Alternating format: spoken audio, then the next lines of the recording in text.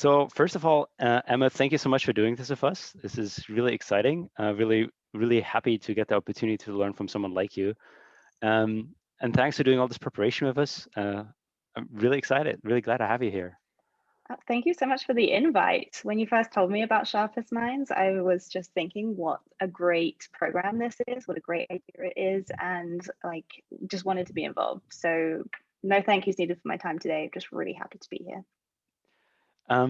Yeah, well, it's a pleasure for us, and it's a privilege. And thanks. So let's get right started. So, our first question is: can you first walk us through a bit of your path of how you got to this position and what you're currently doing, and your trajectory up to this point? Yeah, so my career started off in an unusual place. It was in a large grocery store chain in the United Kingdom called Sainsbury's. I was the person who handed out the samples to new products in the local Sainsbury's. You might, to make this akin to the North America, think of it as the sample lady from Costco, very similar kind of job. And my role there was essentially just giving out new products, talking to people about them, trying to get them interested. And then one day I just said to my boss, like, where does all this information go? Like, why am I doing this? Like, where's the utility in this? Because for me at the time, it was actually a part-time job while I was at college. So I was just thinking about the money at the end of the day. And she then explained to me like the concept of market research and that there were other people in other stores doing the same thing, and they were collating all this information.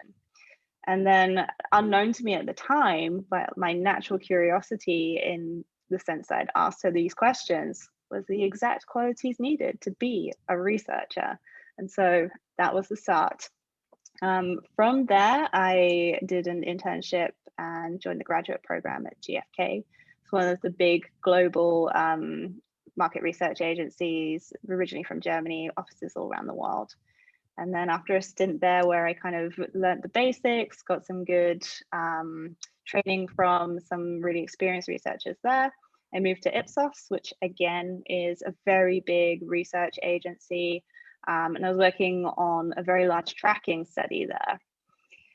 A tracking study is a kind of survey which continuously is being sent out to people, and you're getting data all the time. So fresh data comes in every day. But when I was talking to my peers, I just felt like I'd been a little pigeonholed into this kind of big, long tracking work. And so I was actively looking for a role that was a little bit more bespoke, where each project was unique and there was lots of variance. So I interviewed in a place called Red Blue, and the kind of purpose of this agency was very much brand consultancy. They had a specific client that they largely worked with, but also lots of smaller clients. And they had just won a new project, which ironically was for Sainsbury's, the grocery store, right from the beginning. And it was to work on one of their customer tracking studies that they were just setting up. So given I had this tracking study experience, they wanted me to come in-house and work on that with them. And then in kind of an exchange for me, make it a learning opportunity, they spent a long time training me up on more ad hoc research methodologies such as conjoints or max diffs. And that was really kind of what got me started in this. Since then, I've moved in-house. I had a wonderful time working in the UX team at Lyft, and then I kind of mid-2020 moved to Asana, which has been wonderful. At your current job position, what skills in particular, like what skills would distinguish you as a quantitative researcher, research scientist?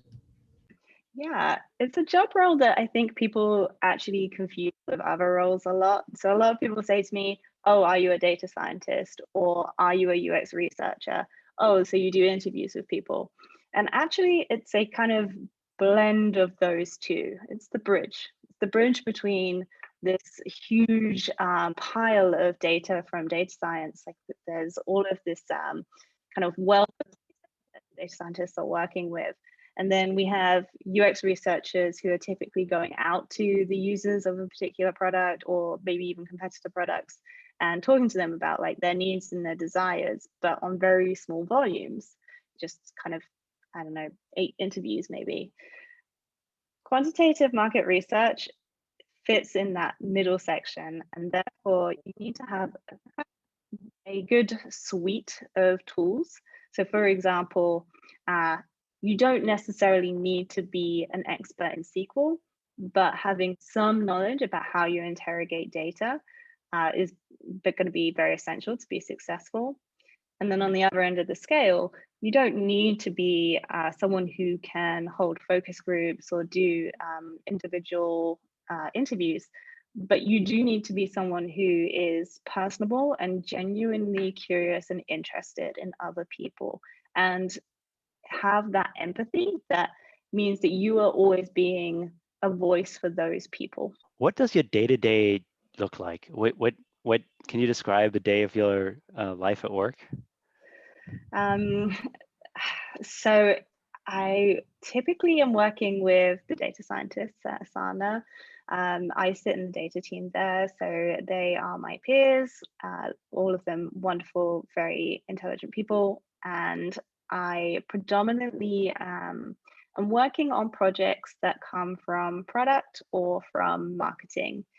There may be something that a PM or a PMM wants to know the answer to in order to develop a new feature that we might be building, or a new marketing campaign we may be running.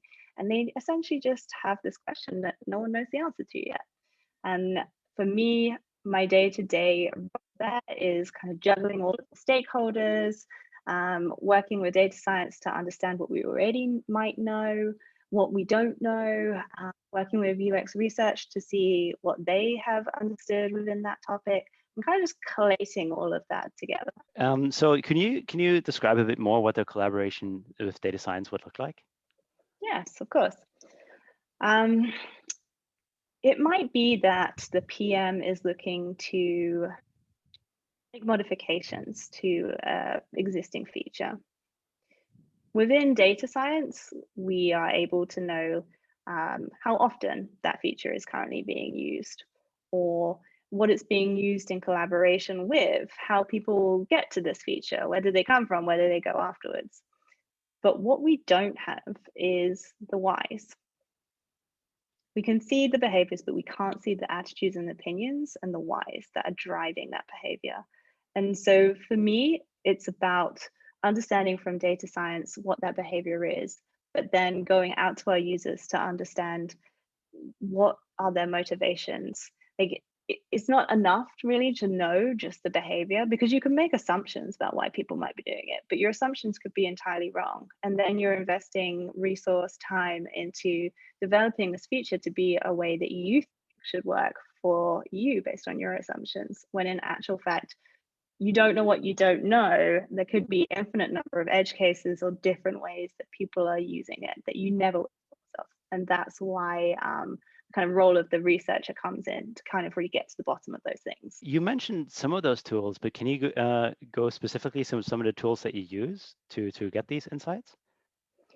Yeah, the kind of most frequent tool you'll find that quantitative researchers are using is some kind of surveying tool. It could be SurveyMonkey, it could be Qualtrics, it could be Focus Vision.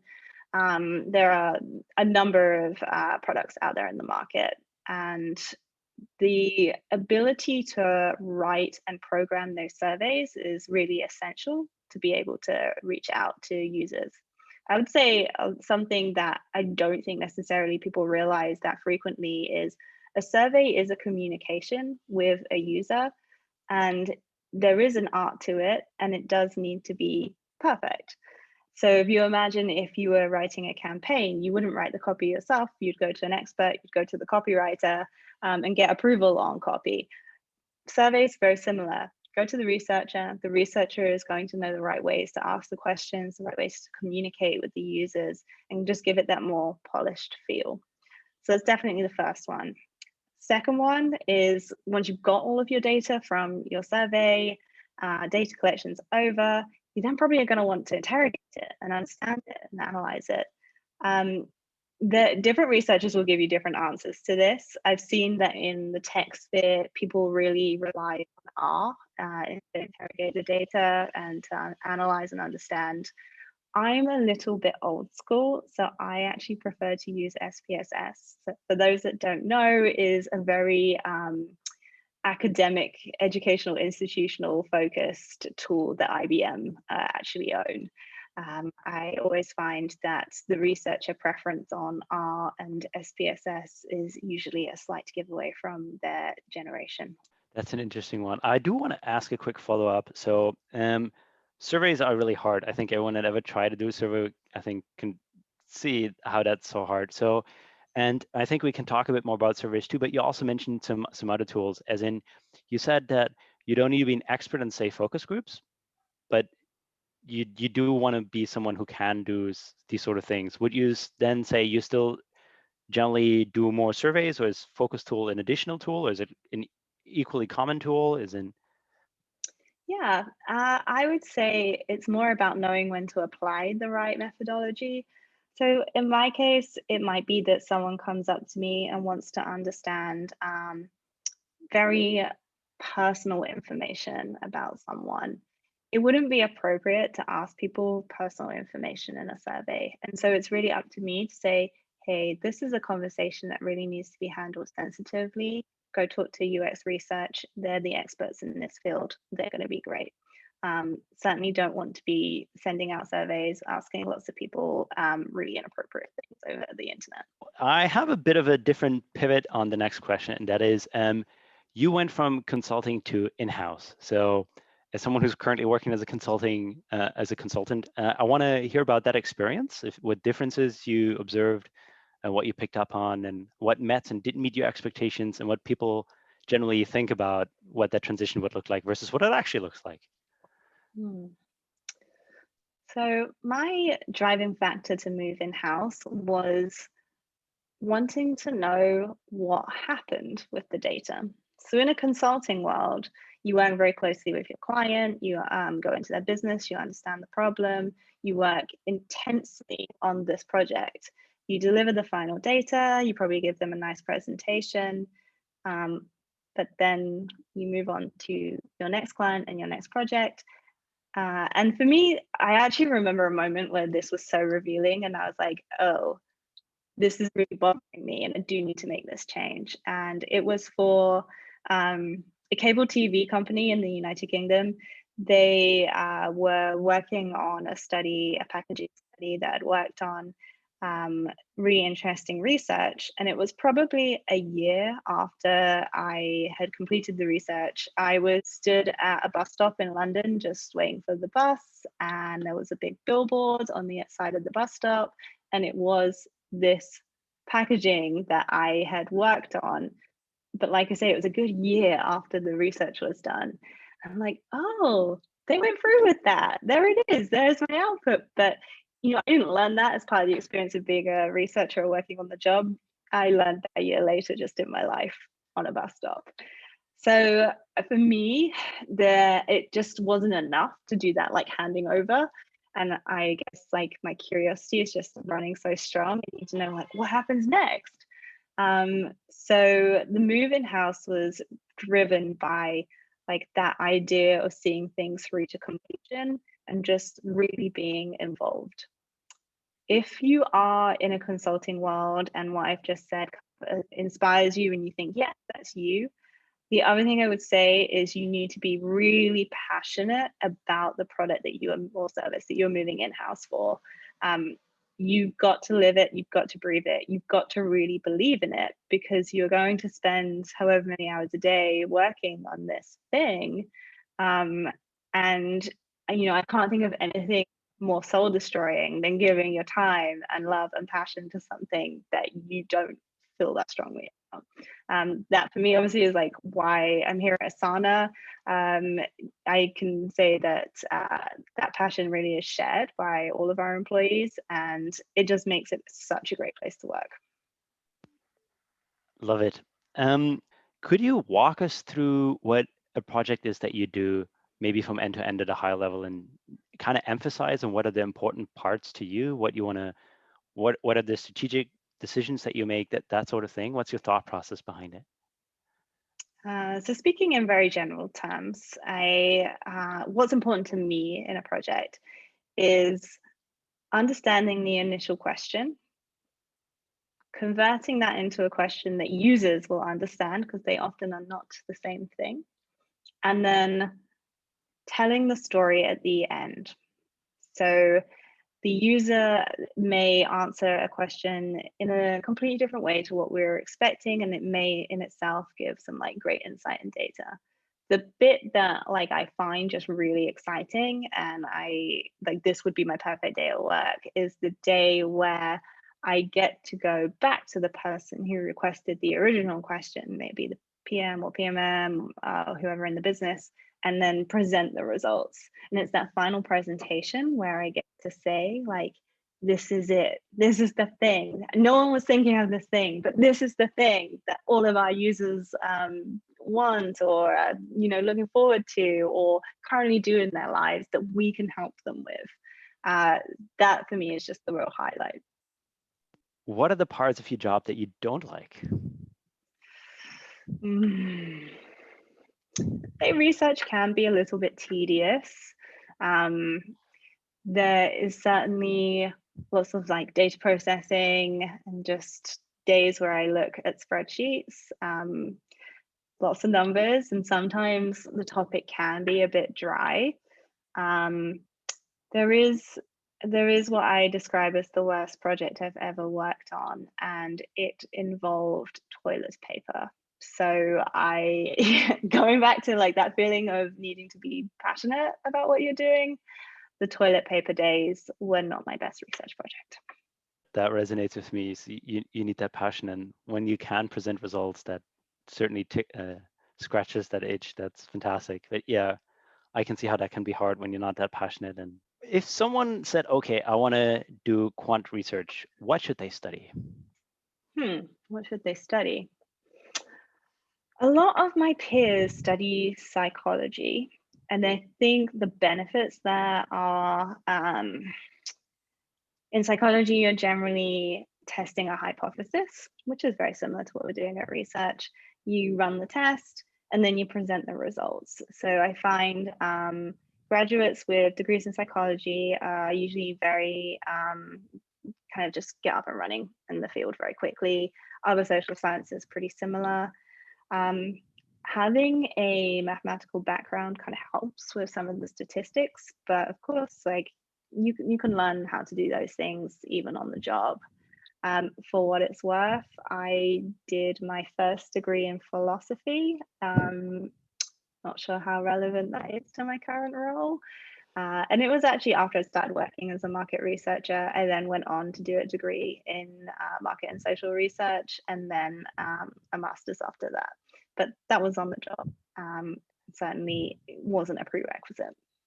We talked a bit about the kind of projects that you do. So what would be some example insights that you want to, regardless for where you work, or what could be like an example thing? Would it be like, okay, let's help you build personas with customer segmentation? Could it be, how do we improve user satisfaction? Could it be, what are some example things that you can think are like a recurring pattern to quant researchers that you work on?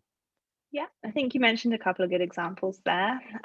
Also, I would add kind of product or concept testing. Like we might have an idea, we might have multiple versions of that idea that we want to test, see which one's most successful, most popular.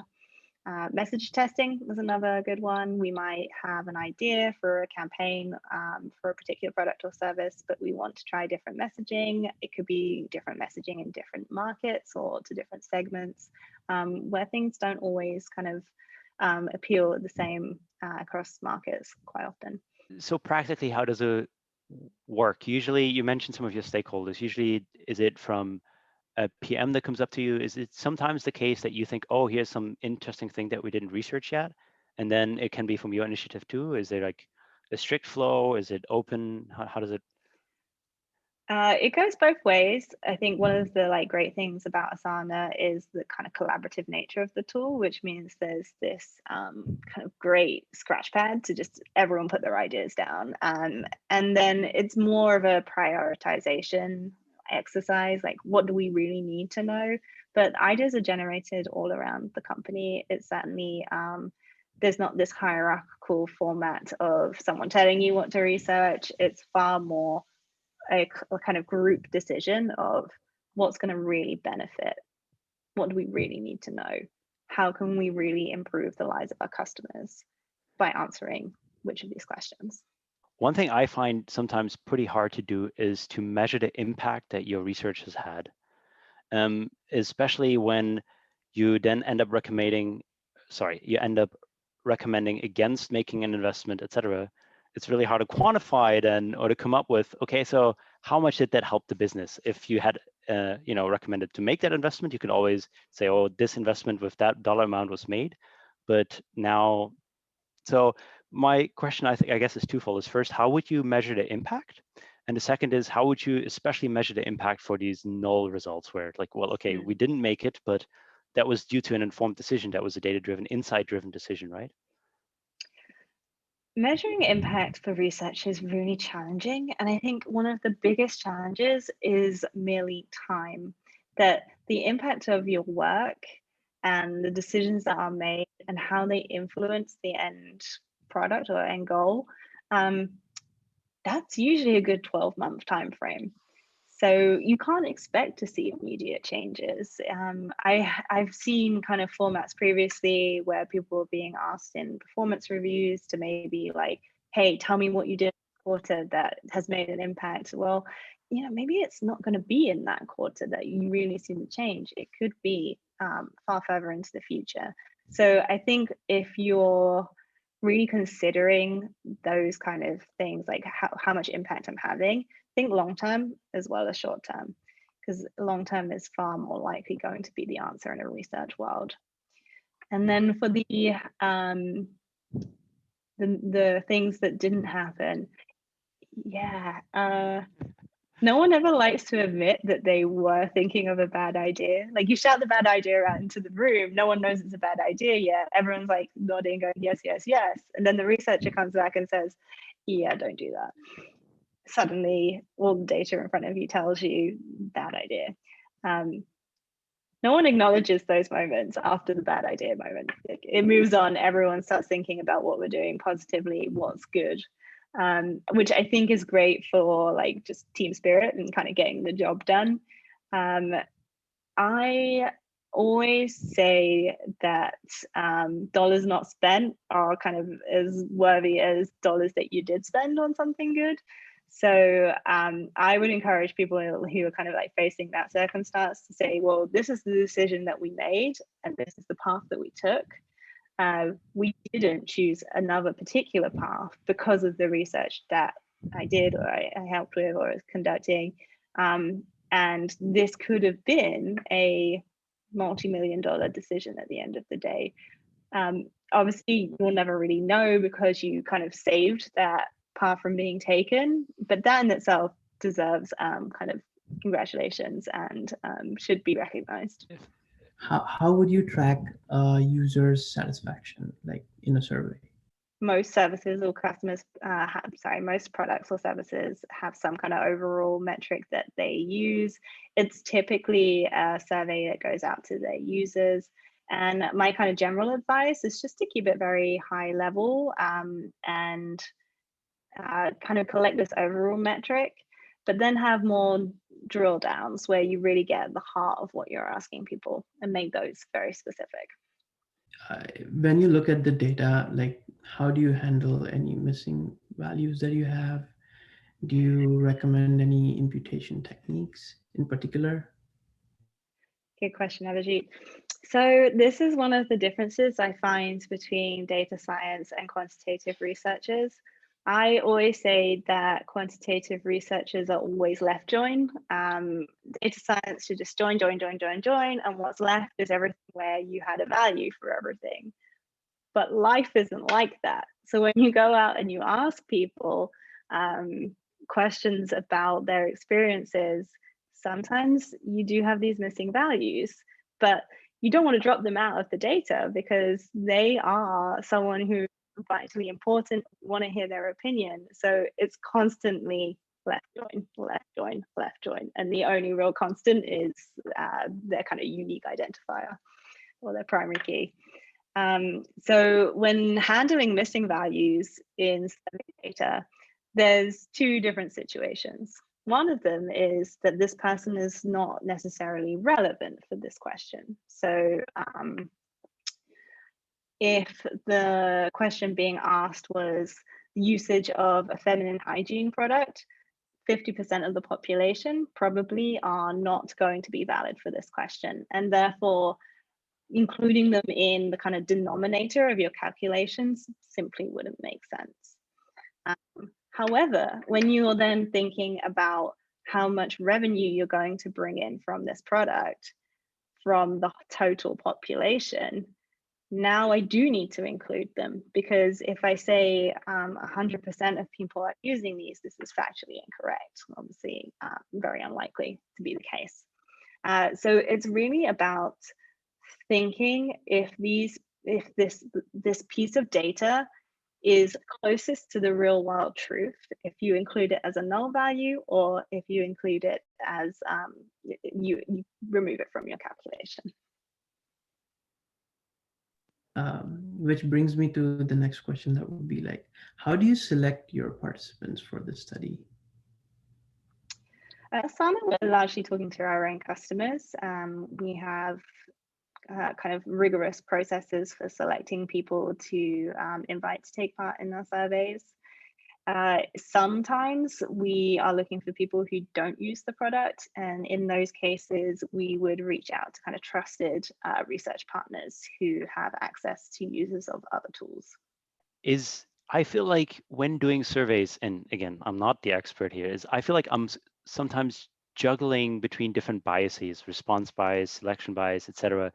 What's your thought process there as to when is one more disastrous than the other? Ideally, you have no biases, but it's the real world, right? And you're talking to your customers, so there's probably some sort of selection already happening. So what's your thought process there? Yeah, there's a lot of techniques that can be used during surveying to kind of mitigate your bias. As you mentioned, like any method has bias involved, but when it comes to speaking to your customers, your choice is to not talk to them at all and know nothing, or at least give them a voice and talk to them and understand the biases that come with that. Simple ones I regularly see being implemented incorrectly is incentivizing users. So you might get that survey pop into your inbox that says, hey, can you take part in our customer survey? And nothing annoys me more than seeing that the incentive for taking part is credit for that product or a discount code for that product or service. It really doesn't speak to it being independent and non-biased if you're just encouraging your own users to give you feedback to get money off the thing they'll be purchasing later on. So that's a good, sorry, that's just a simple example I see all the time. Yeah, that would introduce a lot of biases too, kind of, it's not social desirability. What's that one called again? Where you want them to seem like a better customer than they actually are in these sort of scenarios. Yeah, we all want the best customers. Yes, right. And then, so another follow-up question here is, I think, because it goes into the same category, is that what I find particularly hard to when thinking about survey questions is that if you think about the questions that you ask, you know what kind of information you ideally want to get out of that survey, but I'm always worried about that by the way I ask the question, even the order in which I ask the question might influence the answers that I get. So how do you do that? That seems like magic to me. As in, how do you do a survey that can balance it so well? I mean, it's certainly true. The way that I write surveys when I'm working with my stakeholders is I always say to them, don't try to write the survey. Give me the questions that you want to ask, and I will translate them into questions to ask the participants or respondents. A really classic example, I think, that explains this well is asking people about their drinking habits. So I'd actually seen a kind of a study that was done on this, and it was used as an example for good questionnaire design, which is if you ask people how many, how much alcohol they drink in an average week, if you make the brackets higher, so let's say you have a banding that's like 0 to 2, and then goes up, up, and up, and the highest one is up to 100. Versus a same question, but the highest one goes up to 40 drinks a week.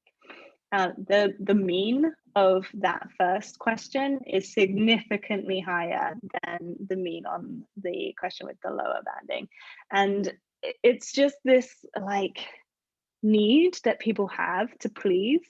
Like they feel like I'm part of a community and part of humanity and part of society, and therefore I need to represent the norm. And you ultimately end up with this more kind of like bell curve distribution, regardless of what the bandings are. So in that example, like the recommendation there is, if you're asking about something where people feel like there is social pressure either to drink more or to drink less, depending on like your kind of culture, don't put the answer in the question. Leave it as an open text box. Hey, how much do you drink? And there's no suggestions there of like what is positive, what is negative, or any expected answer. So it's essentially doing reading and like following your field and seeing like what the latest techniques are. But that's just an example of like why your quant researcher is going to be able to help you with those kind of questions. I love that example. That definitely rings true to me. Fantastic. Abhijeet, you want to take the next question too? Continuing that question, how do you use or handle panel data, and how do you track it over time? Like, how do you decide who to speak to? And like, panel data is usually like when you have that same person maybe coming up another time, right? So then how would you track that over? Really, we just use kind of trusted partners for this. They have some great technology for understanding who's coming into the survey and who they might have seen before. So assume you've come to the conclusions of your study, right? Then what does it practically look like to triangulate your results with, say, some data or some UX research people? What does it practically look like? Ideally, yeah, you can verify each other's results, you can corroborate them, but what does it practically look like? Because it's different tools, it's different data sizes, right? As you said in the beginning. So typically the output is some kind of presentation deck, and what we're really trying to explain on that story, on that deck, is a triangulated story. We don't want it to be data science says this, quant says this, UXR says this. Instead, you're trying to be holistic. View it with these 3 sources of data. Tell me one big story, and what is that? If I was to think of an example, we often see that behavior in a product can be like measured in data sciences. This particular thing is done most frequently. But then when we ask people, which one do you prefer to use, it often doesn't match what they say in data science. And in fact, the thing that really drives that difference, we find out from UXR, is simply placement in the product. Like someone says, oh, it's just at the top, so I always do that one. But it's not necessarily their preference to do that. And that's an example where you can triangulate all 3 of those things to get the full story of like, oh, there is one that people prefer. Its current placement means that they don't use it as frequently as this thing. This thing is most frequently used because of its placement, and therefore that's the thing that we really want people to use needs to go in that space. I like that example a lot. So if you were to work with a young data scientist, how would you help them help you the best? How can a data scientist help you the best? Being rigorous with their queries, thinking about where data doesn't make sense.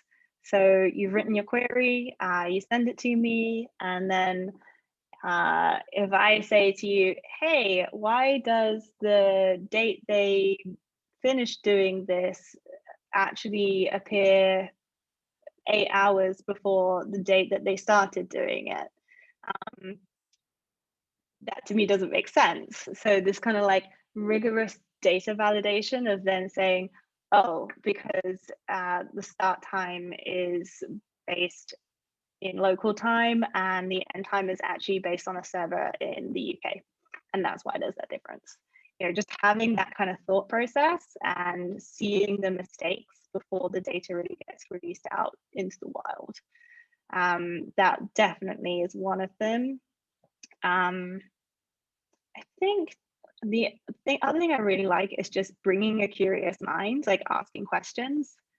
Like, what is it that you saw in the data that you didn't have the answer to? You started looking into it and you're like, oh, that's interesting. That's an interesting pattern. I wish I knew X. They're the like data scientists that I love to work with the most.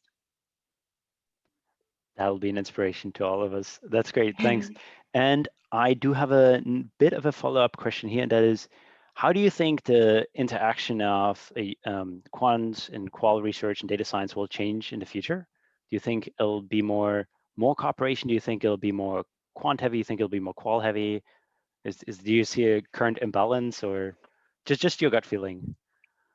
I really don't know. My hope though is more collaborative. I think like businesses can be siloed, not just specific to data science or research. Like businesses, as they get bigger, they often become siloed.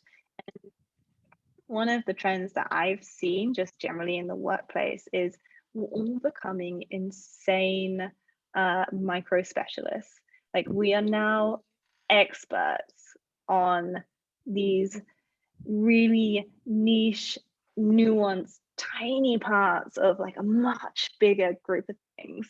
And we all working on our little bit, and we're still just, it's much like the production line method. If you think of like the kind of building the Ford cars, it's much like that, but just in a digital world. So it's not necessarily like in a line. But we're all just like working away on our little things. And sometimes you just like need to lift your head up a bit and see what else is going on. And so I really hope that we see more collaboration, more avenues for people just to kind of look around and question like what's happening, what could be relevant to them, what just interests them. It's like it doesn't even need to be relevant to the work that you're working on. Just, hey, this thing that this other team is doing, I'm really interested in that. I want to learn more. That makes a lot of sense to me too. So a bit of a, not just developing a bit of a bird's eye view, but also that curiosity as to what other people next to you are working on, how can you collaborate, trying to find an avenue as well, right? Yeah. So I actually attend the UX research meetings at Asana because I want to know what they're working on. Like they are like the experts in their field. I'm in this different team. If I don't kind of force my way through the door, then I would not necessarily get the opportunity to be as involved in the research that they're doing. And of course, they're UX researchers, so they're all lovely. They're all very welcoming, and I never have to force my way through the door. They hold it open. It's great. That's good. That is that curiosity, isn't it? All right, so we're almost at the end. So one question that I want to ask is a bit more on the personal side is, how did COVID affect your job? So I actually changed roles during COVID. When the pandemic started, I was working at Lyft, but then had this amazing opportunity to come to Asana. I think like COVID has really changed the world. It's a difficult time for a lot of people. I mean, I think we're all just trying to make the best of a really difficult, hard situation. So in terms of change, I would say I'm probably not as, I'm not doing 9 to 5 anymore. There's definitely this more like flexible, I have other commitments. My partner actually also works from home as well. So we have to kind of work around each other. But I think like I have been really lucky that I am working in this company where change is embraced, and we have this opportunity to work together on the tool that we're building. So that it makes it a lot easier to be able to collaborate, even though we're in this working from home environment. Well said. Damn right. We've went through the most of the questions that we had on our paper. Great. Abhijeet, can you think of last minute questions that you still want to ask that we didn't go through? Not right now. No, I can't think of anything. Right. So I'd say let's wrap it up then. Thank you so much for doing this with us, Emma. This has been a fantastic experience for us to learn and get to learn more about this. And thank you so much. Do you have any questions for us? No, I just wanted to thank you for inviting me today. It's been lovely. Abhijit and Leo and I have been working together on this, and it has been wonderful to work with both of you. So thank you.